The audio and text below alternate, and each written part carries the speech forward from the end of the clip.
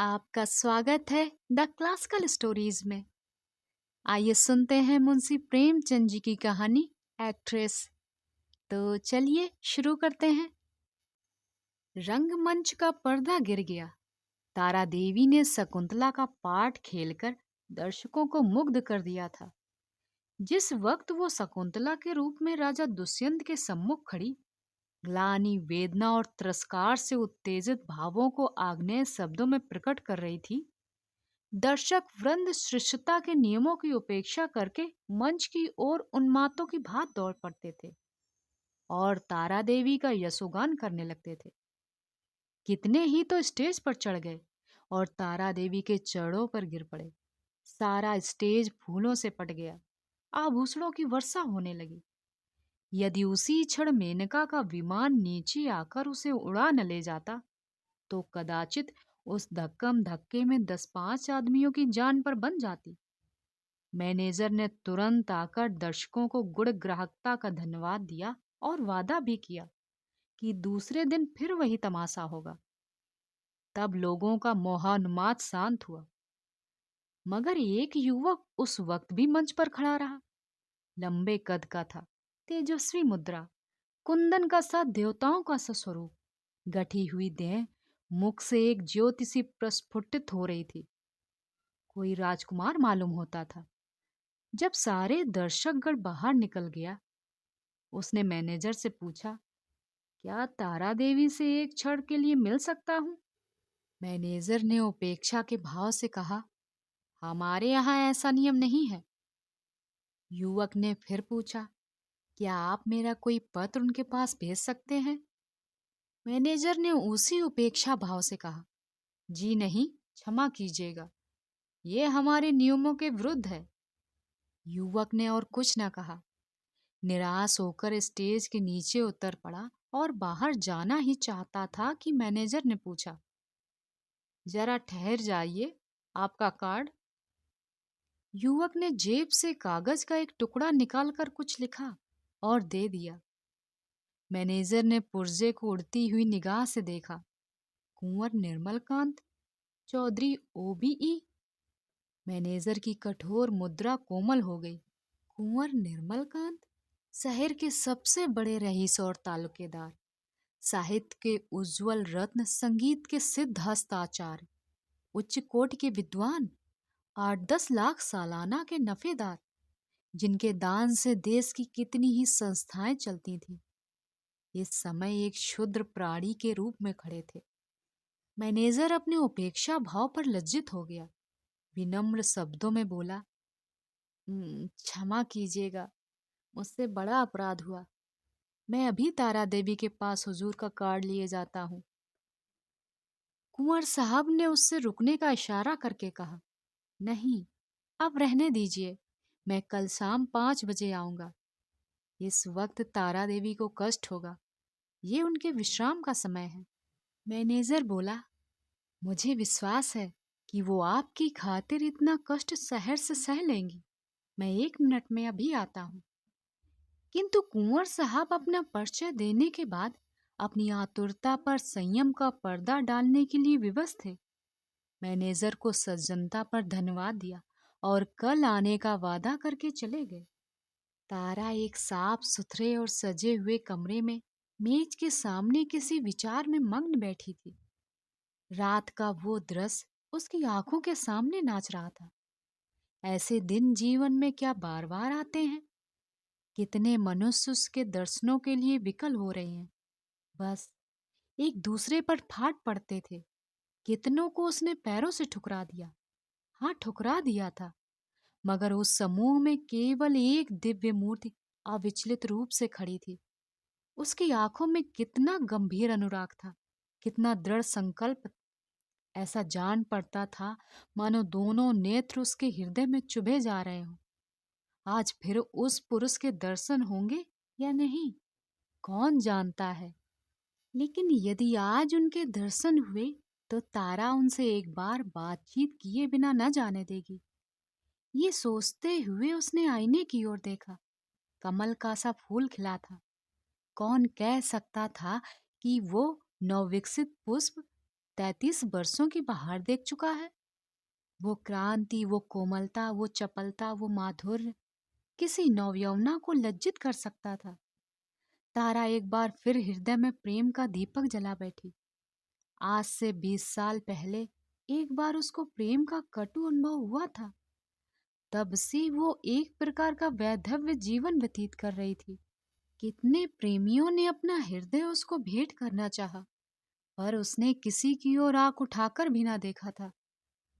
उसे उनके प्रेम में कपट की गंध आती थी, मगर आज उसका संयम उसके हाथ से निकल गया। एक बार फिर आज उसे हृदय में उसी मधुर वेदना का अनुभव हुआ जो 20 साल पहले हुआ था। एक पुरुष का सौम्य स्वरूप उसकी आंखों में बस गया, हृदय पट पर खिंच गया। उसे वो किसी तरह भूल नहीं सकती। उसी पुरुष को उसने मोटर पर जाते देखा होता तो कदाचित उधर ध्यान भी ना करती, पर उसे अपने सम्मुख प्रेम का उपहार हाथ में लिए देखकर वो स्थिर न रह सकी। सहसा दाई ने आकर कहा, बाई जी, रात की सब चीजें रखी हुई हैं, कहिए तो लाऊं? तारा ने कहा, नहीं, मेरे पास चीजें लाने की जरूरत नहीं, मगर ठहरो, क्या क्या चीजें हैं? एक ढेर का ढेर तो लगा है बाई जी, कहाँ तक गिनाऊं? असरफियां हैं, ब्रूचेज, बाल के पिन, बटन, लॉकेट, अंगूठियां, सभी तो हैं। एक छोटे से डिब्बे में एक सुंदर सा हार है। मैं आज तक वैसा हार नहीं देखी, सब संदूक में रख दिया है। अच्छा, वो संदूक मेरे पास ला। दाई ने संदूक लाकर मेज पर रख दिया। उधर एक लड़के ने एक पत्र लाकर तारा को दिया। तारा ने पत्र को उत्सुक नेत्रों से देखा। कुंवर निर्मलकांत, ओबीई। लड़के से पूछा, ये पत्र किसने दिया? वो तो नहीं जो रेशमी साफा बांधे हुए थे? लड़के ने केवल इतना कहा, मैनेजर साहब ने दिया है, और लपका हुआ बाहर चला गया। संदूक में सबसे पहले डिब्बा नजर आया। तारा ने उसे खोला तो सच्चे मोतियों का सुंदर हार था। डिब्बे में एक तरफ एक कार्ड भी था। तारा ने लपक कर उसे निकाल लिया और पढ़ा, कुंवर निर्मलकांत। कार्ड उसके हाथ से छूटकर गिर पड़ा। वो झटपट कुर्सी से उठी और बड़े वेग से कई कमरों और बरामदों को पार करती मैनेजर के सामने आकर खड़ी हो गई। मैनेजर ने खड़े होकर उसका स्वागत किया और बोला, मैं रात की सफलता पर आपको बधाई देता हूँ। तारा ने खड़े खड़े पूछा, कुंवर निर्मलकांत क्या बाहर हैं? लड़का पत्र देखकर भाग गया। मैं उससे कुछ पूछ ना सकी। कुंवर साहब का रुक्का तो रात को ही तुम्हारे चले आने के बाद मिला था, तो आपने उसी वक्त मेरे पास क्यों ना भेज दिया? मैनेजर ने दबी जबान में कहा, मैंने समझा तुम आराम कर रही होगी, कष्ट देना उचित न समझा। और भाई, साफ बात यह है कि मैं डर रहा था, कहीं कुंवर साहब को तुमसे मिलाकर तुम्हें खो न बैठूं। अगर मैं औरत होता तो उसी वक्त उनके पीछे हो लिया होता। ऐसा देवरूप पुरुष मैंने आज तक नहीं देखा। वही जो रेशमी साफा बांधे तुम्हारे सामने खड़े थे, तुमने भी तो देखा था। तारा ने मानो आर्द्र निंद्रा की दशा में कहा, हाँ, देखा तो था। क्या ये फिर आएंगे? हाँ, आज 5 बजे शाम को। बड़े विद्वान आदमी है और इस शहर के सबसे बड़े रईस। आज मैं रिहर्सल में ना आऊंगी, कुंवर साहब आ रहे होंगे। तारा आईने के सामने बैठी है और दाई उसका श्रृंगार कर रही है। श्रृंगार भी इस जमाने की एक विद्या है। पहले परिपाटी के अनुसार ही श्रृंगार किया जाता था। कवियों, चित्रकारों और रचकों ने श्रृंगार की मर्यादा सी बांध दी थी। आंखों के लिए काजल लाजमी था, हाथों के लिए मेहंदी, पांव के लिए महावर, एक एक अंग, एक एक आभूषण के लिए निर्दिष्ट था। आज वो परिपाटी नहीं रही। आज प्रत्येक रमणी अपनी सुरुचि, सुबुद्धि और तुलनात्मक भाव से श्रृंगार करती है। उसका सौंदर्य किस उपाय से आकर्षकता की सीमा तक पहुंच सकता है, यही उसका आदर्श होता है। तारा इस कला में निपुण थी। वो 15 साल से इस कंपनी में थी और समस्त जीवन उसने पुरुषों के हृदय में खेलने में व्यतीत किया। किस चितवन से, किस मुस्कान से, किस संगड़ाई से, किस तरह के केस बिखेर देने से दिलों का कत्लेआम हो जाता है। इस कला में कौन उससे बढ़कर हो सकता था? आज उसने चुन चुन कर आजमाए हुए तीर कर तरकस से निकाले, और जब अपने अस्त्रों से सज कर वह दीवान खाने में आई तो जान पड़ा मानो संसार का सारा माधुर्य उसकी बलाएं ले रहा है। वो मेज के पास खड़ी होकर कुंवर साहब का कार्ड देख रही थी। उसके कान मोटर की आवाज की ओर लगे थे। वो चाहती थी कि कुंवर साहब इसी वक्त आए और उसे इसी अंदाज में खड़े देखें। इसी अंदाज से वो उसके अंग प्रत्यंगों की पूरी छवि देख सकते थे। उसने अपनी श्रृंगार कला से काल पर विजय पा ली थी। कौन कह सकता था कि ये चंचल नवयोना उस अवस्था को पहुंच चुकी है जब हृदय को शांति की इच्छा होती है। वो किसी आश्रम के लिए आतुर होता है और उसका अभिमान नम्रता के आगे सिर झुका देता है। तारा देवी को बहुत इंतजार ना करना पड़ा। कुंवर साहब शायद मिलने के लिए उससे भी उत्सुक थे। 10 ही मिनट बाद उनकी मोटर की आवाज आई। तारा संभल गई। एक क्षण में कुंवर साहब ने कमरे में प्रवेश किया। तारा शिष्टाचार के लिए हाथ मिलाना भी भूल गई। वो किसी सलज्जा युक्ति की भांति सिर झुकाए खड़ी रही। कुंवर साहब की आते ही निगाह उसकी गर्दन पर पड़ी। वो मोतियों का हार जो उन्होंने रात को भेंट किया था चमक रहा था। कुंवर साहब को इतना आनंद और कभी ना हुआ था। उन्हें एक क्षण के लिए ऐसा जान पड़ा मानो उनके जीवन की सारी अभिलाषा पूरी हो गई। बोले, मैंने आपको इतने सवेरे कष्ट दिया, क्षमा कीजिएगा। ये तो आपके आराम का समय होगा। तारा ने सिर से खिसकती हुई साड़ी को संभाल कर कहा, इससे ज्यादा आराम और क्या हो सकता है कि आपके दर्शन हुए। मैं इस उपहार के लिए आपको मनो धन्यवाद देती हूँ। अब तो कभी कभी मुलाकात होती रहेगी। निर्मल कांत ने मुस्कुराकर कहा, कभी कभी नहीं, रोज। आप चाहे मुझसे मिलना ना पसंद करें, पर एक बार ड्योढ़ी पर सिर झुका ही जाऊंगा। तारा ने भी मुस्कुराकर उत्तर दिया,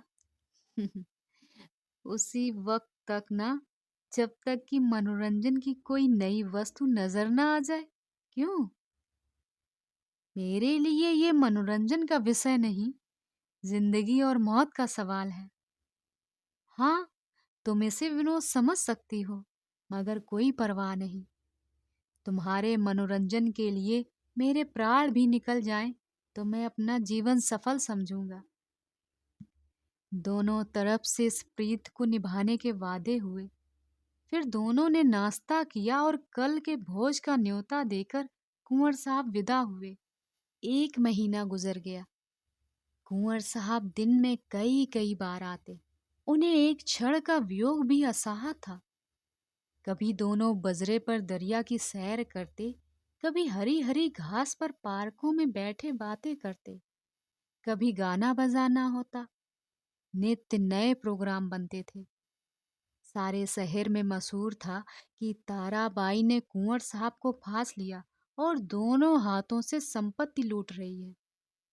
पर तारा के लिए कुंवर साहब का प्रेम ही एक ऐसी संपत्ति थी जिसके सामने दुनिया भर की दौलत दे थी।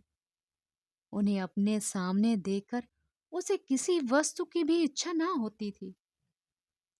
मगर 1 महीने तक इस प्रेम के बाजार में घूमने पर भी तारा को वो वस्तु ना मिली जिसके लिए उसकी आत्मा लोलुप हो रही थी। वो कुंवर साहब के प्रेम की, अपार और अतुल्य प्रेम की, सच्चे और निष्कपट प्रेम की बातें रोज सुनती थी। पर उसमें विवाह शब्द ना आने पाता था। ऐसे प्यासे को पानी के सिवा और किस चीज से तृप्त हो सकती है? प्यास बुझाने के बाद संभव है और चीजों की तरफ उसकी रुचि हो, पर प्यासे के लिए तो पानी सबसे मूल्यवान पदार्थ है। वो जानती थी कि कुंवर साहब उसके इशारे पर प्राण तक दे देंगे। लेकिन विवाह की बात क्यों उनकी जबान से नहीं निकलती? क्या इस विषय में कोई पत्र लिखकर अपना आशय कह देना संभव था? फिर क्या वो उसको केवल विनोद की वस्तु बनाकर रखना चाहते हैं? ये अपमान उससे न सहा जाएगा। कुंवर के एक इशारे पर वो आग में कूद सकती थी, पर ये अपमान उसके लिए असहा था। किसी शौकीन रईस के साथ वो इससे कुछ दिन पहले शायद 2-3 महीने रह जाती और उसे नोच घसोट कर अपनी राह लेती। किंतु प्रेम का बदला प्रेम है। कुंवर साहब के साथ वो निर्लज्ज जीवन ना व्यतीत कर सकती थी। उधर कुंवर साहब के भाई बंधु भी गालिब न थे। वो किसी भांति उन्हें तारा भाई के पंजे से छुड़ाना चाहते थे। कुंवर साहब का विवाह ठीक कर देना ही एक ऐसा उपाय था जिससे सफल होने की आशा थी, और यही उन लोगों ने किया। उन्हें ये भय तो ना था कि कुंवर साहब इस एक्ट्रेस से विवाह करेंगे। हाँ, ये भय अवश्य था कि कहीं रियासत का कोई हिस्सा उसके नाम ना कर दे या उसके आने वाले बच्चों को रियासत का मालिक न बना दे। कुंवर साहब पर चारों ओर से दबाव पड़ने लगे। यहाँ तक कि यूरोपियन अधिकारियों ने भी उन्हें विवाह करने की सलाह दी। उस दिन संध्या समय कुंवर साहब ने ताराबाई के पास जाकर कहा, तारा, देखो, तुमसे एक बात कहना चाहता हूँ, इनकार न करना। तारा का हृदय उछलने लगा। बोली, कहिए, क्या बात है? ऐसी कौन सी वस्तु है जिसे आपको भेंट करके मैं अपने को धन्य समझूं? बात मुंह से निकलने की देर थी। तारा ने स्वीकार कर लिया और हर्षोन्माद की दशा में रोती हुई कुंवर साहब के पैरों पर गिर पड़ी। एक क्षण बाद तारा ने कहा, मैं तो निराश हो चली थी। आपने बड़ी लंबी परीक्षा ली। कुंवर साहब ने जवान दांतों तले दबाई, मानो कोई अनुचित बात सुन ली हो। ये बात नहीं है तारा। अगर मुझे विश्वास होता कि तुम मेरी याचना स्वीकार कर लोगी, तो कदाचित पहले ही दिन मैंने भिक्षा के लिए हाथ फैलाया होता। पर मैं अपने को तुम्हारे योग नहीं पाता। तुम सद्गुणों की खान हो, और मैं जो कुछ हूं वो तुम जानती ही हो। हाँ, मैंने निश्चय कर लिया था कि उम्र भर तुम्हारी उपासना करता रहूंगा। शायद कभी प्रसन्न होकर तुम मुझे बिना मांगे ही वरदान दे दो। बस यही मेरी अभिलाषा थी। मुझ में अगर कोई गुण है तो यही कि तुमसे प्रेम करता हूँ। जब तुम साहित्य, संगीत और धर्म पर अपने विचार प्रकट करती हो, तो मैं दंग रह जाता हूँ। मैं अपनी क्षुद्रता पर लज्जित हो जाता हूँ। तुम मेरे लिए सांसारिक नहीं, स्वर्गीय हो। मुझे यही आश्चर्य है कि इस समय मैं मारे खुशी के पागल क्यों नहीं हो जाता। कुंवर साहब देर तक अपने दिल की बातें कहते रहे। उनकी वाणी कभी इतनी प्रगल्भ न हुई थी। तारा सिर झुकाए सुनती रही, पर आनंद की जगह उसके मुख पर एक प्रकार का क्षोभ लज्जा से मिलता हुआ अंकित हो रहा था। ये पुरुष इतना सरल हृदय, इतना निष्कपट है, इतना विनीत, इतना उदार। सहसा कुंवर साहब ने पूछा, तो मेरे भाग्य किस दिन उदय होंगे? तारा, दया करके बहुत दिनों के लिए न टालना। तारा ने कुंवर साहब की सरलता से परास्त होकर चिंतित स्वर में कहा, कानून का क्या कीजिएगा? कुंवर साहब ने तत्परता से उत्तर दिया, इस विषय में तुम निश्चिंत रहो तारा। मैंने वकीलों से पूछ लिया है। एक ऐसा कानून है जिसके अनुसार हम और तुम एक प्रेम सूत्र में बंध सकते हैं। उसे सिविल मैरिज कहते हैं। बस आज ही के दिन वो शुभ मुहूर्त आएगा। क्यों? तारा सिर झुकाए रही, बोल न सकी। मैं प्रातःकाल आ जाऊंगा, तैयार रहना।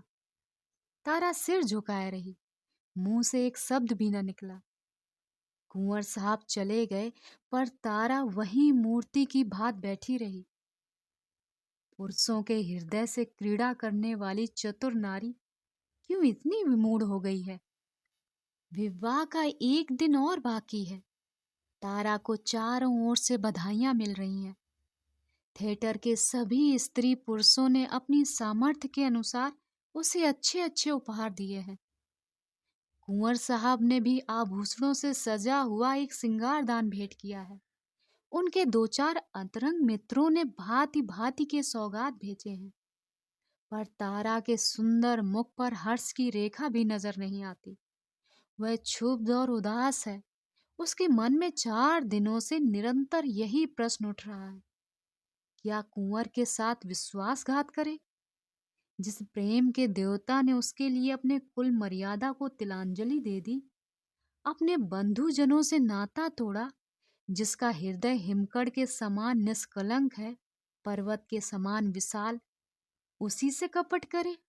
नहीं, वो इतनी नीचता नहीं कर सकती। अपने जीवन में उसने कितने ही युवकों से प्रेम का अभिनय किया था। कितने ही प्रेम के मतवालों को वो सब्ज बाग दिखा चुकी थी, पर कभी उसके मन में ऐसी दुविधा ना हुई थी। कभी उसके हृदय ने उसका तिरस्कार न किया था। क्या इसका कारण इसके सिवा कुछ और था कि ऐसा अनुराग उसे और कहीं ना मिला था? क्या वो कुंवर साहब का जीवन सुखी बना सकती है? हाँ, अवश्य। इस विषय में उसे लेस मात्र भी संदेह नहीं। भक्ति के लिए ऐसी कौन सी वस्तु है जो असाध्य हो? पर वो पर वो प्रकृति को धोखा नहीं दे सकती। ढलते हुए सूर्य में मध्याह्न का सा प्रकाश हो सकता है? असंभव। वो स्फूर्ति, वो चपलता, वो विनोद, वो सरल छवि, वो तल्लीनता, वो त्याग और वो आत्मविश्वास वो कहाँ से लाएगी, जिसके सम्मिश्रण को यौवन कहते हैं? नहीं, वो कितना ही चाहे, पर कुंवर साहब के जीवन को सुखी नहीं बना सकती। बूढ़ा बैल कभी जवान बछड़ों के साथ नहीं चल सकता। उसने ये नौबत ही क्यों आने दी? उसने क्यों कृत्रिम साधनों से, बनावटी श्रृंगार से कुंवर को धोखे में डाला? अब इतना सब कुछ हो जाने पर वो किस मुंह से कहेगी कि मैं रंगी हुई गुड़िया हूं, जवानी मुझसे कब की विदा हो चुकी, अब केवल उसका पदचिन्ह रह गया है। रात के 12 बज गए थे। तारा मेज के सामने इन्हीं चिंताओं में मग्न बैठी हुई थी। मेज पर सारे उपहारों के ढेर लगे हुए थे, पर वो किसी चीज की ओर आंख उठाकर भी ना देखती थी। अभी 4 दिन पहले वो इन्हीं चीजों पर प्राण देती थी। उसे हमेशा ऐसी चीजों की तलाश थी जो काल के चिन्हों को मिटा सके, पर अब उन्हीं चीजों से घृणा हो रही है। प्रेम सत्य है, और सत्य और मिथ्या दोनों एक साथ नहीं रह सकते। तारा ने सोचा, क्यों ना यहाँ से कहीं भाग जाए, किसी ऐसी जगह चली जाए जहाँ कोई उसे न जानता हो। कुछ दिनों बाद जब कुंवर का विवाह हो जाए, तो वो फिर आकर उनसे मिले और सारा वृत्तांत कह सुनाए। इस समय कुंवर पर वज्रपात सा होगा।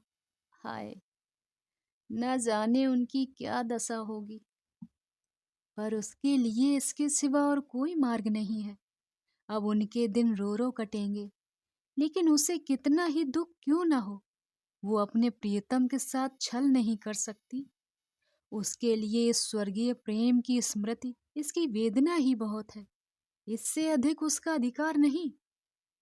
ताई ने आकर कहा, बाई जी, चलिए, थोड़ा सा भोजन कर लीजिए, अब तो 12 बज गए। तारा ने कहा, नहीं, जरा भी भूख नहीं, तुम जाकर खा लो। दाई बोली, देखिए, मुझे भूल ना जाइएगा, मैं भी आपके साथ चलूंगी। तारा, अच्छे अच्छे कपड़े बनवा रखे हैं ना? दाई, अरे बाई जी, मुझे अच्छे कपड़े लेकर क्या करना है? आप अपना कोई उतारा दे दीजिएगा। दाई चली गई। तारा ने घड़ी की ओर देखा। सचमुच 12 बज गए थे। केवल 6 घंटे और हैं। प्रातःकाल कुंवर साहब उसे विवाह मंदिर में ले जाने के लिए आ जाएंगे। हे भगवान, जिस पदार्थ से तुमने इतने दिनों तक उसे वंचित रखा, वो आज क्यों सामने लाए? ये भी तुम्हारी कीड़ा है। तारा ने एक सफेद साड़ी पहन ली, सारे आभूषण उतार कर रख दिए। गर्म पानी मौजूद था। साबुन और पानी से मुंह धोया और आईने के सम्मुख जाकर खड़ी हो गई। कहाँ थी वो छवि, वो ज्योति जो आंखों को लुभा लेती थी? रूप वही था, पर क्रांति कहाँ? अब भी वो यौवन का स्वांग भर सकती है। तारा को अब वहां एक क्षण भी ठहरना कठिन हो गया। मेज पर फैले हुए आभूषण और विलास की सामग्रियां मानो उसे काटने लगी। ये कृत्रिम जीवन असाह हो उठा। खस की टटियों और बिजली के पंखों से सजा हुआ शीतल भवन उसे भट्टी के समान तपने लगा। उसने सोचा, कहाँ भाग जाऊं? रेल से भागती हूं तो भागने ना पाऊंगी। सवेरे ही कुंवर साहब के आदमी छूटेंगे और चारों तरफ मेरी तलाश होने लगेगी। वो ऐसे रास्ते से जाएगी जिधर किसी का ख्याल भी न जाए। तारा का हृदय इस समय गर्व से छलका पड़ता था। वो दुखी ना थी, निराश ना थी। फिर कुंवर साहब से मिलेगी, किंतु वो निस्वार्थ संयोग होगा। प्रेम के बनाए हुए कर्तव्य मार्ग पर चल रही है। फिर दुख क्यों हो, निराश क्यों हो? सहसा उसे ख्याल आया, ऐसा न हो कुंवर साहब उसे ना पाकर शोक विहलता की दशा में अनर्थ कर बैठे। इस कल्पना से उसके रोंगटे खड़े हो गए। एक क्षण के लिए उसका मन कातर हो उठा। फिर वो मेज पर जा बैठी और एक पत्र लिखने लगी। प्रियतम, मुझे क्षमा करना। मैं अपने को तुम्हारी दासी बनने के योग नहीं पाती। तुमने मुझे प्रेम का वो स्वरूप दिखा दिया जिसकी इस जीवन में मैं आशा भी न कर सकती थी। मेरे लिए इतना ही बहुत है। मैं जब तक जीऊंगी तुम्हारे प्रेम में मगन रहूंगी। मुझे ऐसा जान पड़ रहा है कि प्रेम की स्मृति में प्रेम के भोग से कहीं अधिक माधुर्य और आनंद है। मैं फिर आऊंगी, फिर तुम्हारे दर्शन करूंगी, लेकिन उसी दशा में जब तुम विवाह कर लोगे। यही मेरे लौटने की शर्त है। मेरे प्राणों के प्राण, मुझसे नाराज ना होना। ये आभूषण जो तुमने मेरे लिए भेजे थे, अपनी ओर से नववधू के लिए छोड़े जाती हूँ। केवल वो मोतियों का हार जो तुम्हारे प्रेम का पहला उपहार है, अपने साथ लिए जाती हूँ। तुमसे हाथ जोड़कर कहती हूँ, मेरी तलाश ना करना। मैं तुम्हारी हूँ और सदा तुम्हारी रहूंगी। तुम्हारी तारा। ये पत्र लिखकर तारा ने मेज पर रख दिया। मोतियों का हार गले में डाला और बाहर निकल आई। थिएटर हॉल में संगीत की ध्वनि आ रही थी। एक क्षण के लिए उसके पैर बंद गए। 15 वर्षों का पुराना संबंध आज टूटा जा रहा है। सहसा उसने मैनेजर को आते देखा। उसका कलेजा धक से हो गया। वो बड़ी तेजी से लपक कर दीवार की आड़ में खड़ी हो गई। यूं ही मैनेजर निकल गया, वो हाथे से बाहर आई और कुछ दूर गलियों में चलने के बाद उसने गंगा का रास्ता पकड़ा। गंगा तट पर सन्नाटा छाया हुआ था। 10-5 साधु बैरागी धूनियों के सामने लेटे थे। 10-5 यात्री कम्बल जमीन पर बिछाए सो रहे थे। गंगा किसी विशाल सर्प की भांति रेंगती चली जाती थी। एक छोटी सी नौका किनारे पर लगी हुई थी। मल्लाह नौका में बैठा हुआ था। तारा ने मल्लाह को पुकारा, ओ माझी, उस पार नाव ले चलेगा?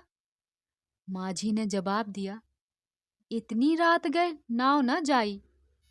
मगर दूनी मजदूरी की बात सुनकर उसने डांड उठाया और नाव को खोलता हुआ बोला, सरकार, उस पार कहाँ जय हैं? उस पार एक गांव में जाना है। मुदा इतनी रात गए कोनो सवारी सिकरी ना मिली। कोई हर्ज नहीं, तुम मुझे उस पार पहुंचा दो। माझी ने नाव खोल दी। तारा उस पर जा बैठी और नौका मंद गति से चलने लगी, मानो जीव स्वप्न साम्राज्य में विचर रहा हो। इसी समय एकादशी का चांद पृथ्वी से उस पार अपनी उज्जवल नौका खेता हुआ निकला और व्योम सागर को पार करने लगा। आप सुन रहे थे मुंशी प्रेमचंद जी की कहानी एक्ट्रेस। कहानी आपको कैसी लगी कमेंट बॉक्स में जरूर बताइए। चैनल पर नए हों तो इसे सब्सक्राइब करिए। ऐसी और कहानियां सुनने के लिए चैनल पर आए। आपसे वहीं मिलूंगी। धन्यवाद।